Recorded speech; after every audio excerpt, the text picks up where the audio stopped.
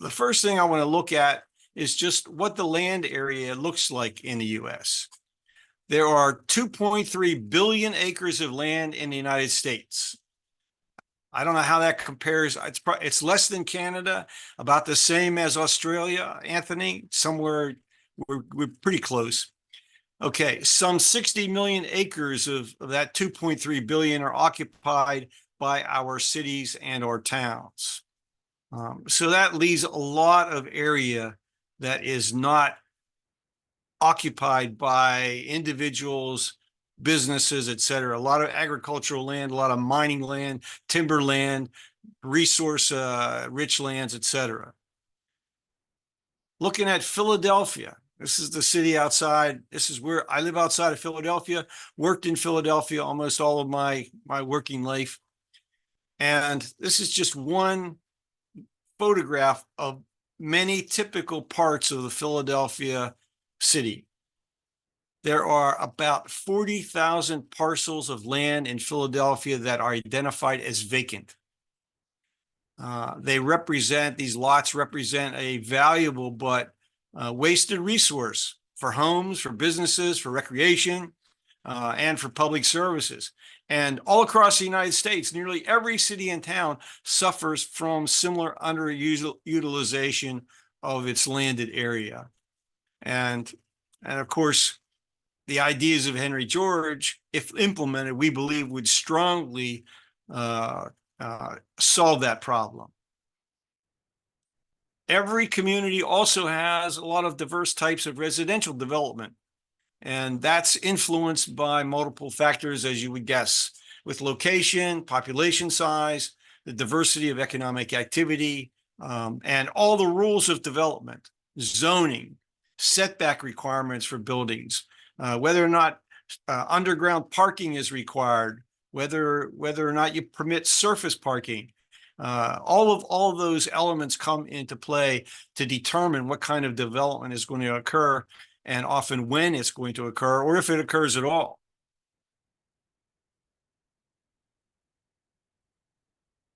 Across much of the country, a lot of newer single-family detached housing has gotten larger and larger, even as average household size has declined from 3.7 people to 2.6 people over the last generation.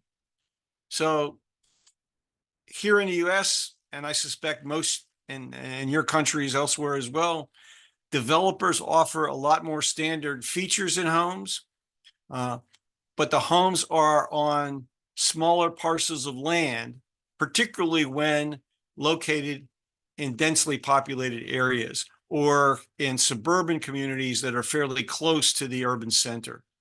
So we get a lot of bigger homes on smaller plots of land, or otherwise, if you want more land, you simply have to go further out. So there's just a picture showing what kind of rural area where you're getting a lot of development simply because people want a larger parcel of land. But of course, there are all sorts of problems with this. One is access to public services. If you don't have water and sewer services coming to your location, you have to dig a well, and you might have to put in a septic tank or some other kind of waste disposable system, which adds costs. If a homeowner wants more acreage, therefore, they've got to go further and further from the older suburbs of most cities. And here, as land values climbed during the 1990s, developers adopted a lot of other strategies to try to reduce the land cost component for each housing unit that was constructed. And these are all pretty much common sense. You can think of them. One is to gain approval for higher density development. So no longer viable single-family dwellings are purchased, demolished to make room for better economic use of the locations. So behind this, before this structure was built, there was a good chance there was one home on that parcel of land, but the land costs were sufficiently high. The building was an underutilization of the location. It gets purchased by a developer, torn down, and if the community permits this kind of higher density, that's what kind of housing you're going to get. In some suburban communities, we're getting a lot of high-rise buildings. Again, if this is permitted, because cities tend not to impose any restrictions on height, but in suburban communities, there are sometimes limits on what they will permit you to build. So we have a lot of condominiums being built, a lot of cooperative share structures. And if you're not familiar with a cooperative, if you purchase into a cooperative, you are not buying real estate. You're buying a share in the cooperative. And the shares you get in that cooperative entitle you to occupy space in the cooperative, which is your unit, your housing unit. So there are options. And then for affordability, we have in the United States something called the limited equity co-op building. And in that kind of a purchase, you're basically restricted on being able to resell your shares in the co-op, either to households that have a limited housing annual income, or by some formula that says you can only sell your shares for a certain percentage more than the price per share when you purchased into the co-op. And so the whole idea behind a limited equity co-op is to maintain the affordability over the long term for that kind of a property. There were a lot of them constructed in major cities, particularly in the eastern part of the United States. New York has a lot, still has, my understanding, a good many limited equity co-ops. Philadelphia has some. Washington D.C. has some. Boston.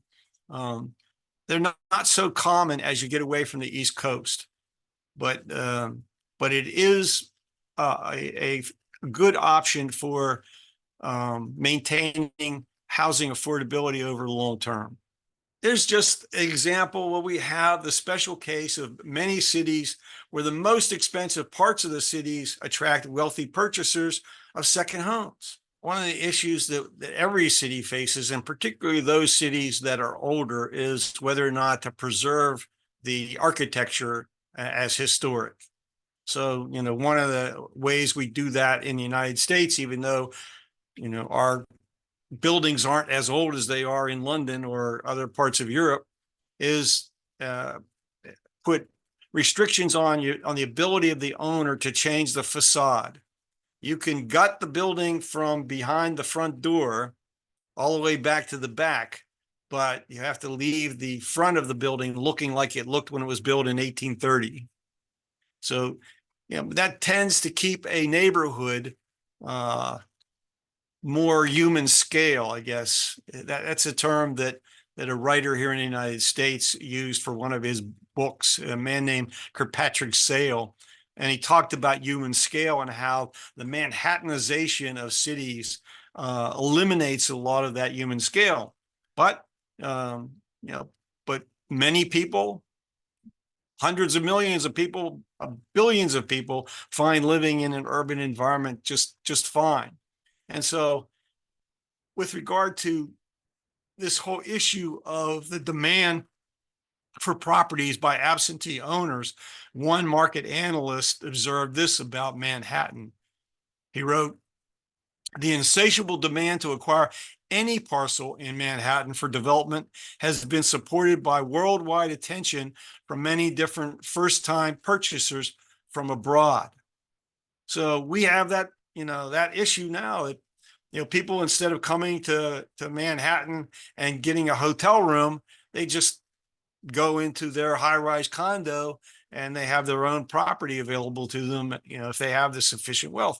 Well, all that's great. The question is, to what extent does that reduce the supply of housing available for full-time residents? Are the cities responding by making it possible to construct enough housing for an increasing population? And we have a housing crisis all across the United States today. And here's some of the details behind that. So this graph is showing you the median sold price of existing homes, and you can see it came down quite a bit after 2008, but by 2011 was already starting its way back up. So the national median existing single family home price hit $393,000 by the end of 2022. I don't know what that converts to other currencies, but at the end of the next year, by September of 2023, it went up another $47,000. 1 year, up to $431,000. And then the Federal Reserve, in response to its concern about rising inflation, started to increase mortgage interest rates, not directly, but indirectly by increasing the rates that they charge, member banks to borrow from the Fed, and by what they were going to pay, charge interest on the securities that they would purchase from the federal government. So as mortgage interest rates went up, property prices have not fallen back down. And you would think that that would have been the response. That's what the central bank hoped would happen. One reason, take a look at this. Here is the graph showing investors bought half as many homes in the fourth quarter of 2022 as they did a year earlier. So a lot more property was being purchased, a lot more residential property was being purchased by private equity firms. They were expecting either to rent them out, lease them out, generating enough cash flow, waiting for the market to even recover further, because they expected that eventually the Fed would do exactly the opposite of what it was doing. It would reduce interest rates, and that would re-trigger a further increase in property prices. And right now we're in kind of a holding pattern here in the United States. And one basic reason is that a lot of the people who obtain mortgage loans at record low rates, as low as 3% a couple of years ago, they're not about to sell their property in the current environment unless they have sufficient equity to purchase another property without the need for mortgage loan financing. If they sell their property now, that 3% mortgage goes away, and they're going to borrow money from a bank or mortgage lender at 6.5% or maybe 7%. So a lot of people are just sitting there holding on to their property as is. Also, demand continues to outpace the construction of new residential properties. There is a lot of new family formation in the United States. There is a record number of single-person households being formed. My guess is a lot of women are tired of putting up with us men, and they're not getting married. They're just they have their own income, and they're able to eventually save enough to buy a condo unit or a townhouse or whatever. So we have a lot of family formations, and those family formations are sometimes, single persons. So as this chart shows, investors have, since the end of the last property market cycle in 2010, have acquired hundreds of thousands of residential properties. And analysts here are saying that by 2030, they'll hold over 7.6 million properties, which equals 40% of all the single-family properties that are available to be rented. That's one heck of a concentration. And the only real option under current kind of policies is for local governments to find the money to build permanently affordable housing. And they're not doing that by close to what the need is. So here's just a picture of a parcel with plots of land laid out for potential housing. And back in 2017, there was a study by economists at the University of Illinois, and they examined land transactions in the US from 2005 through 2010. They looked at sales across over 300 metropolitan regions to come up with a total value of urban land in the country. This is the first time any serious effort was made to try to value the total amount of urban land. And the number they came up with was $25 trillion.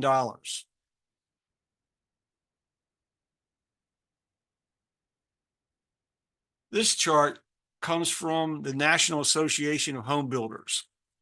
And it tells us that the median price paid by builders for a building lot was $55,000 in September of 2022. And prices for a building lot in New England, in one part of the country, began at around $200,000. So if you want to live affordably in the United States, you need to go find a small Midwestern town or someplace in central Pennsylvania, almost nowhere in New Jersey or New York. There are some places, but you have to look for smaller towns. If you're looking to live around in the suburbs of a large city, even if you don't commute into the city, that's the kind of land price that you're going to be looking to.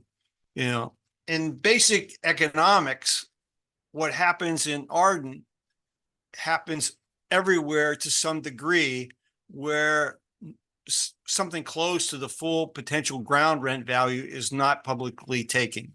And that is, there's a net imputed rental income stream that's capitalized into a selling price. And when there is an expectation that prices are going to continue to go up, that selling price, that asking price by someone who's ready to sell a property is a premium above what the capitalized value actually would be at that time. People are saying, you want this land today, you're going to have to pay me what I think it would be worth in the market 5 years from now, or whatever that might be. And usually someone's willing to pay it.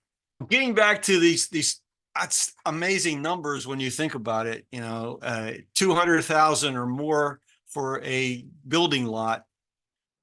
Additionally, added on to that, it costs between $35,000 and $65,000 to meet the costs of prepping the lot for the construction, putting in, whatever water lines, there may be all sorts of prep work. And so that can add a lot of cost to the construction, which makes it really difficult to build affordable housing in areas that have high demand. Now, this picture here that I'm showing you, I've just used this to show sort of how a neighborhood eventually can evolve. This, you can see some single family type housing, but there's a lot more, multifamily apartment style, housing that exists. So how do we calculate land value under all of this? Because you have more units, stacked on one another. Well, that's what the study that I pointed to tried to do. Statistics aren't actually available on the number of vacant residential lots around the United States, but estimates are that it's from 15 to 30% in almost every community of vacant land that is developable, that if it was offered on the market, would have a demand. And so because of the low effective cost of holding on to land for a prolonged period of time, there's no pressure on the owners to bring their land to its highest best use. And that's really the Georgist analysis as it comes into play. Now, this is an estimate on my part, but I'm just going to give you a rough picture of how I come to this number, $21.4 trillion. So if you use 40% as the land to total value ratio for our median price property of $431,000, it means that the median land value, median, being right in the center, so you have half above and half below, 172,400.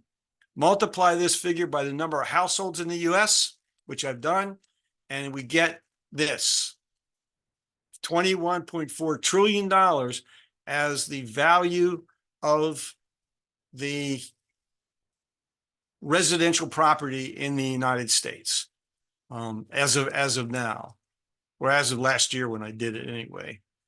Take a look at this. It's a chart that shows the increase in mortgage debt that has occurred as the increase in land prices has also occurred.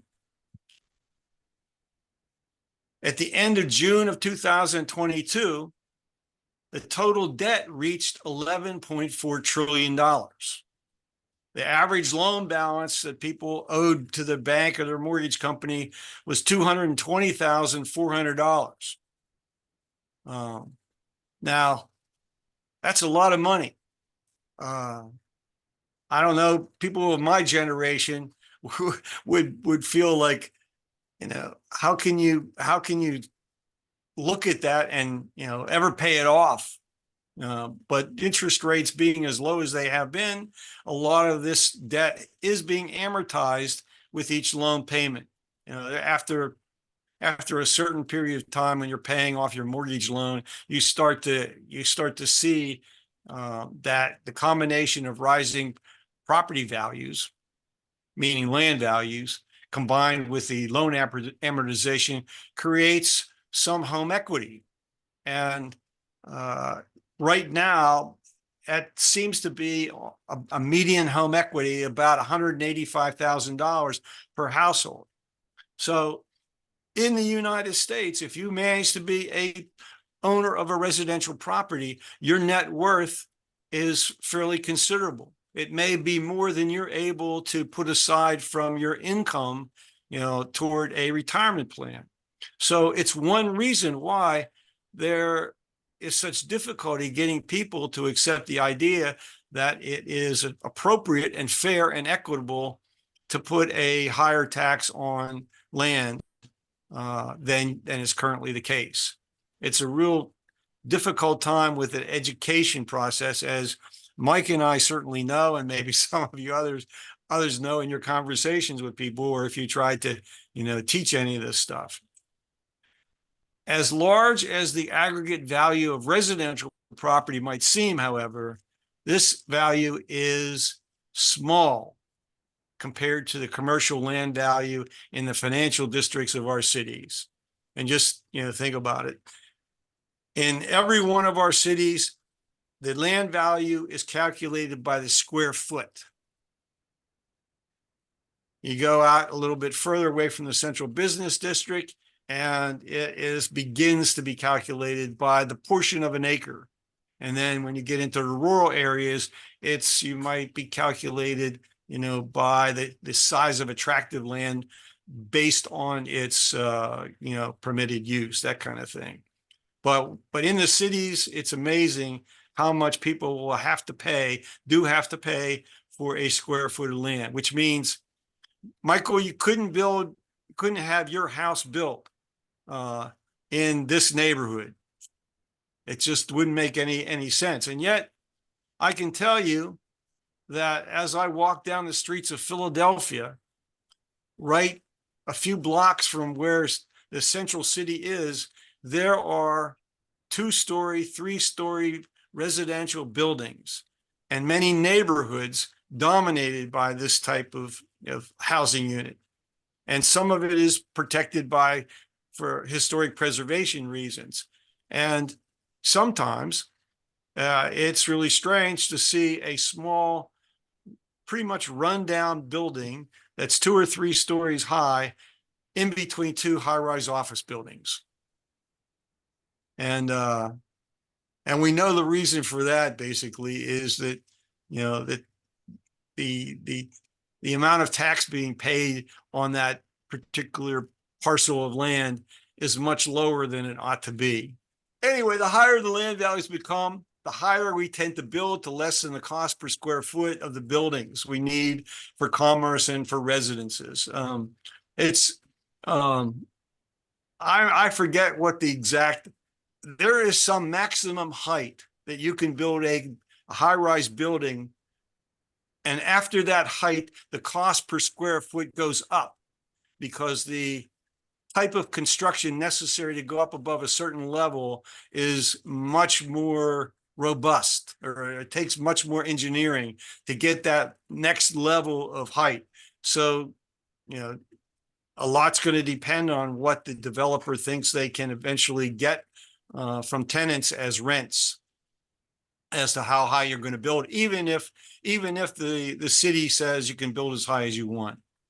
And when the land is so expensive in a downtown that companies say, I can afford to have my headquarters here, but all my back office operations have to be somewhere else, then they begin to look, outside of the downtowns, and we get development like this, which was once largely agricultural, but we have highway systems, we have commuter rail systems, all connecting it.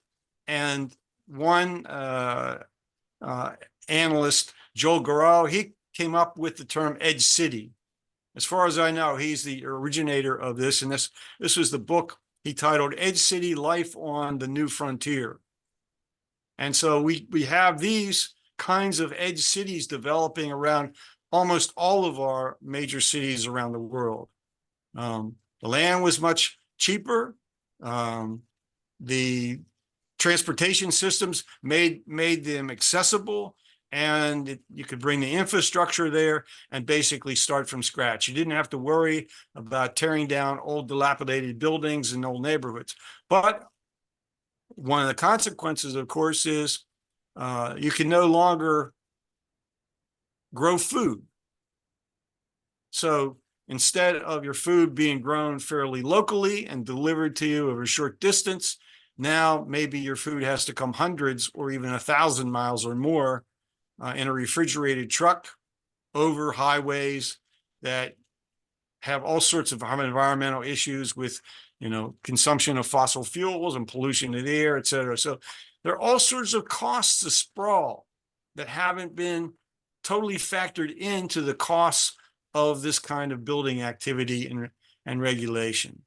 And as some of us believe, a move to a revenue system that collects ground rents would largely eliminate the incentive and the need for sprawling development. If we had a full land value tax nationwide in any country, one question would be, would these edge cities eventually just depreciate and disappear? Would they be cleared at some point in the future because they were no longer needed and returned to agricultural use? That's probably an unrealistic expectation, but theoretically, if the cities that we have became cities where everyone could live, work, and play in safety and without any fear of environmental issues, we certainly would return a lot of the land that is now developed inefficiently to its former use.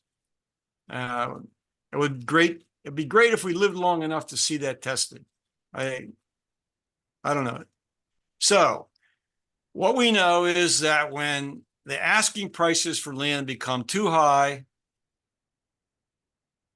or are too high for too long, it threatens to absorb much of the income of businesses and individuals, and we get a correction. An economic crash, a recession, or depression is the result. And the data suggests that on average, this occurs every 18 or 18 and a half years. One of our colleagues, who's no longer with us, unfortunately, Fred Foldvari, did a fair amount of research on the 18-year real estate cycle. And his work supported this direct correlation between property market cycles and the recurring experience of economic booms and busts. And this is just the chart that he prepared. It was in a paper titled The Depression of 2008, published in 2007. And so you can see how Fred shows, the various intervals. And his work, as others who have been influenced by Henry George's analysis, says if there are not shocks to the system, this 18-year cycle repeats pretty consistently throughout history. A professor at Johns Hopkins University, this fellow here, Steve Hanke, he commented on Fred Foldvari's research as follows, and here's what he said. These data talk, and the most interesting thing they say is that every 18 years, we can expect the culmination of a credit-fueled real estate and ensuing business cycle. This, of course, doesn't imply that all recessions are preceded by a real estate cycle. It only says that all real estate cycles have spawned economic downturns. And so if you're an investor, and when I teach, I don't say this is the purpose of this course. It's not to teach you how to be a better speculator, but if you listen to what we discuss in this course and you do speculate in property markets, you might be protecting yourself fairly well from the next downturn. And he went on to say this. He says, this knowledge has allowed for some prescient forecasts. The prize in that department goes to Professor Fred Foldvari, who wrote in 1997, the next major bust 18 years after the 1990 downturn will be around 2008 if there is no major interruption such as a global war. And Fred was right on.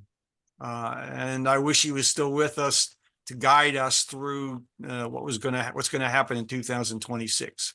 So let me finish up this one last slide, which tells the tale of what's happened.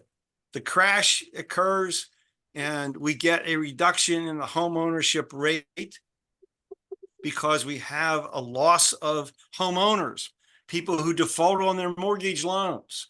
In the United States, the peak was 69% of the households in 2007 were considered homeowners. They may not have had much equity in their property because they just bought it and borrowed the maximum amount. But it then fell due to the crash significantly and now has climbed back up to 66%, pretty much where we are today. Millions of households lost their property to foreclosure, or they were forced by prolonged unemployment to sell, and they became renters.